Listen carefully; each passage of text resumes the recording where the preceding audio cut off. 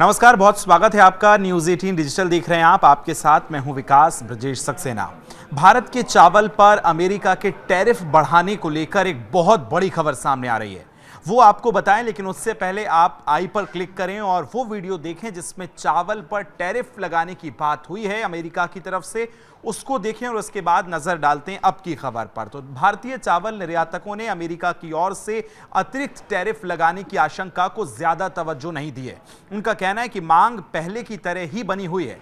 America को होने वाले निर्यात की कम मात्रा को देखते हुए इस पूरे क्षेत्र पर कोई खास असर नहीं पड़ा है, यह भी कहा गया है। साथ ही आपको यह भी बताएं कि भारतीय चावल निर्यातक महासंघ यानी IREF के अध्यक्ष प्रेम गर्ग ने बताया कि अमेरिका को बासमती चावल का निर्यात देश के कुल 60 लाख टन सालाना निर्यात का 3% से भी कम है।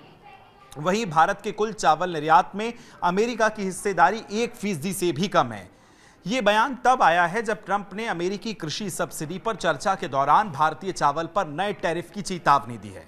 व्यापार विशेषज्ञों का मानना है कि ट्रंप की धमकी किसी बड़े नीतिगत बदलाव का संकेत कम, बल्कि राजनीतिक बयानबाजी ज्यादा है। Think tank global trade research initiative की माने तो उन्होंने कहा कि ट्रंप की धमकी राजनीति है, नीति नहीं। निर्यातकों का यह भी कहना है कि अगर अमेरिका टैरिफ बढ़ाता भी है तो इसके असर अमेरिकी जो खास तौर पर वहां के लोग हैं, वहां के व्यापारी हैं और उन पर ज्यादा खरीदारों पर पड़ेगा, ना कि भारतीय व्यापार पर। अब साथ ही IREF के अध्यक्ष प्रेम गर्ग ने यह भी कहा कि हमारे कुल चावल निर्यात में अमेरिकी बाजार का बड़ा हिस्सा नहीं है, दूसरे नए बाजार भी लगातार बढ़ रहे हैं। उन्होंने अमेरिकी अधिकारियों को भारत पर चावल डंपिंग के आरोपों को पूरी तरह से गलत बताया। गर्ग के अनुसार अमेरिका सालाना केवल 27 लाख टन भारतीय चावल का आयात करता है, जो भारत की वैश्विक उपस्थिति की तुलना में बहुत कम है। यह बयान ऐसे समय में आया जब वॉशिंगटन में भारतीय चावल पर अतिरिक्त शुल्क लगाने पर चर्चा चल रही है।